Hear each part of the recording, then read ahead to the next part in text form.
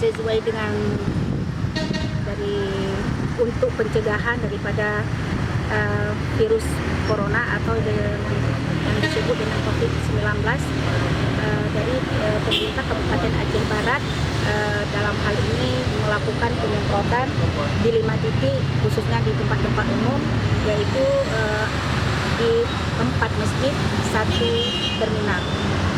Itu yang sudah kita laksanakan, yang dihadiri oleh pemerintah daerah, Bapak Bupati, Bapak Dandim, dan juga Bapak Kapolres beserta bawahannya, dan juga dari Dinas Kesehatan, juga dengan yang melakukan penyemprotan yang orang-orang yang di lapangan.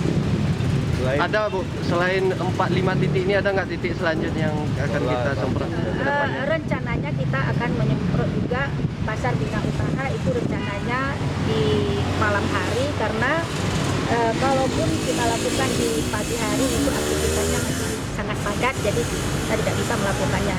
Ya, kita lakukan rencanakan di malam hari. Apakah ini instruksi Presiden